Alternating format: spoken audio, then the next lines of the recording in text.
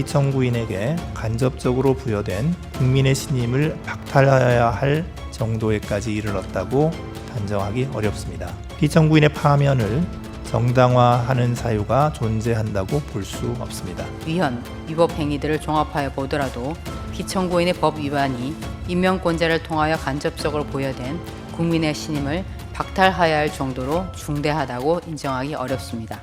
피청구인에 대한 파면 결정을 정당화하는 사유가 존재한다고 볼 수 없습니다.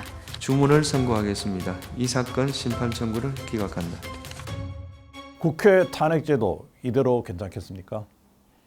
정말 이 정도 되면 국회 탄핵제도 자체가 탄핵돼야 하는 것 아닙니까? 국정을 마비시킨 줄탄핵이 줄줄이 무효가 된다면 국회 탄핵제도 자체를 손봐야 하는 게 아닌지 묻고 싶습니다.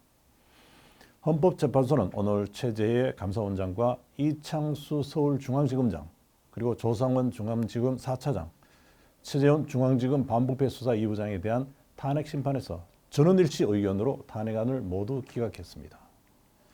헌재는 최 감사원장의 법 위반이 중대해서 국민의 신임을 박탈해야 할 정도에까지 이르렀다고 단정하기 어렵다고 기각 사유를 밝혔습니다.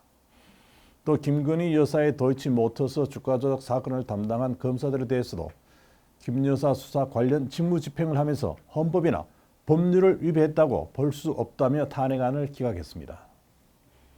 국회는 지난해 12월 5일 최 감사원장과 검사 3명 탄핵안을 의결했습니다. 민주당이 중심된 국회 측은 감사원이 문재인 정부의 각종 정책에 대해서 표적 감사를 했다고 주장했습니다. 이에 비해 김건희 여사가 관여했다는 의혹이 제기된 대통령 관저 이전 과정 등에 대해서는 부실 감사를 했다며 최 감사원장에 대한 탄핵을 추진했습니다. 헌재는 최 감사원장이 국민권익위원장 등에 대한 표적 감사를 했다는 국회 측 주장을 인정하지 않았습니다. 권익위원회는 행정기관으로서 감사원의 직무 감사할 대상에 포함된다고 밝힌 헌법재판소는 권익위원장을 포함한 소속 공무원의 위법 부당행위를 바로잡기 위한 대인 감찰도 모두 감사원의 직무 감찰 사항에 해당한다고 했습니다. 대통령 관저 이전에 대한 부실 감사 의혹에 대해서도 피청구인이 불성실한 감사를 했다고 주장하지만 부실 감사라고 볼 만한 다른 사정이 보이지 않는다며 이를 인정하지 않았습니다. 서해 공무원 피격 사건을 비롯해서 이태원 참사, 월성원전 1호기 조기 폐쇄 등 국회가 지적한 감사원의 감사 사항에 대해서도 소추 사유로 인정하지 않았습니다. 또 이창수 서울중앙지검장 등 검사들에 대해서도 김 여사 수사와 관련해서 헌법 및 법률 위반이나 재량권 남용이 없다고 했습니다. 헌재는 김 여사 조사 장소 논란에 대해서도 피의자가 수사 관서에 출석해서 조사받는 것이 현재의 곤란할 경우 다른 장소에서 조사를 고려할 여지가 있다며 제3의 장소 조사를 인정했습니다. 대통령 배우자 소환 조사에 경호상 어려움이 있을 수 있기 때문에 대통령 경호처 부속청사에서 조사한 것이 부당한 편의를 제공한 것으로 볼 수 없다고 판시했습니다. 검찰이 김 여사에 대한 추가 조사를 하지 않은 것도 위법이 아니라고 했습니다. 이에 앞서 이진숙 방송통신위원장이 국회에 의해 탄핵 소추됐지만 헌법재판소가 탄핵안을 기각했습니다. 국회는 이 위원장이 방통위 법적 인원인 5명 가운데 2명만 임명된 상황에서 KBS와 MBC 대주주인 방송문화진흥회 이사 선임안을 어기란 행위가 방통위법 위반이라고 주장하면서 파면을 요구했습니다. 이 위원장 측은 탄핵소추가 임명된 지 이틀 만에 이루어진 점과 야당이 전임자인 김홍일, 이동관 전 위원장에 대해서도 탄핵소추를 추진했다는 이유로 국회가 탄핵소추권을 남용했다고 주장했습니다.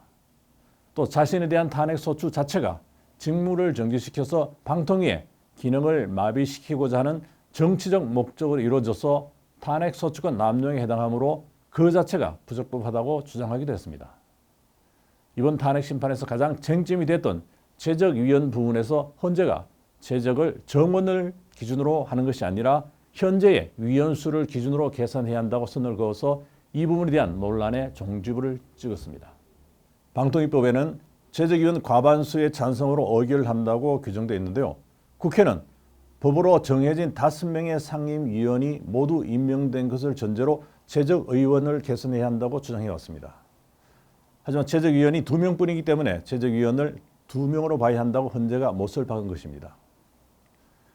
윤석열 정부 들어 추진된 탄핵소추 29건 가운데 13건이 국회 본회의를 통과해서 헌법재판소로 넘어와 있습니다.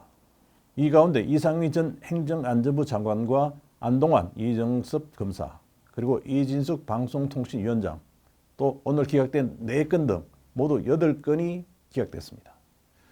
윤석열 대통령과 한덕수 국무총리 탄핵안 등이 선고를 기다리고 있습니다. 지금까지 살펴본 대로 국회가 소추안 탄핵이 모두 기각됐습니다. 탄핵제도 이대로 둬도 좋을까요? 물론 고위공무원이 무능하고 국민의 재산과 생명을 보호하는 데 장애가 된다면 당연히 탄핵을 해야 할 겁니다. 범죄에 연루됐다면 사부 처리되고 자리에서 쫓겨나게 되겠죠. 하지만 강제로 쫓아내려면 명분이 있어야 할 겁니다.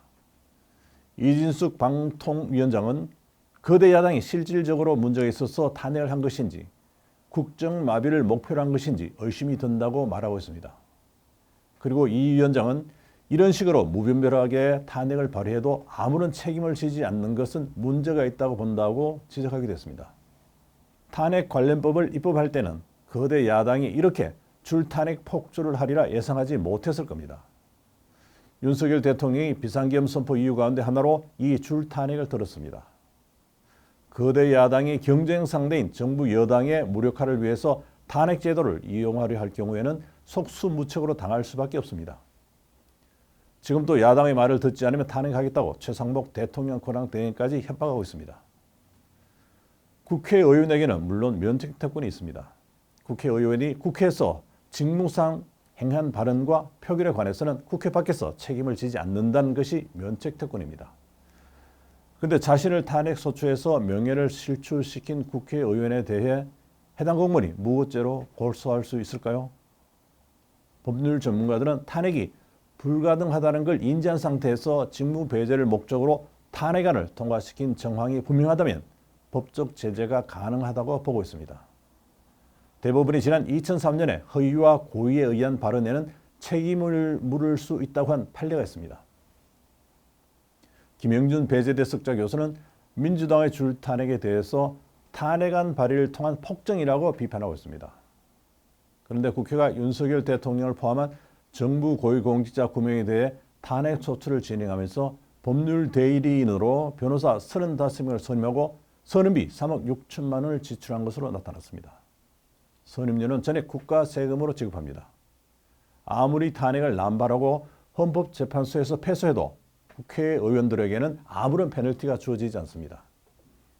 이에 비해서 탄핵소추 대상이 된 공무원들은 소송 비용을 전액 자부담하고 있습니다. 헌법재판소법에 탄핵소추된 공무원은 반드시 변호인을 선임하도록 되어 있습니다. 문제는 헌재의 탄핵 심판에서 승소하더라도 소송 비용을 보전받지 못한다는 겁니다. 일반 민사소송에서는 소송 비용을 패소한 쪽에서 부담하도록 판결하고 있지만 유독 헌법재판소 탄핵 심판에서는 그 규정이 없습니다. 국회의 탄핵 남발을 통한 입법 독재를 막기 위해서라도 탄핵 제도에 대한 근본적인 장치가 필요해 봅니다. 국회가 나서지 않을 것이 명확하기 때문에 이제 국민이 나설 수밖에 없을 듯합니다.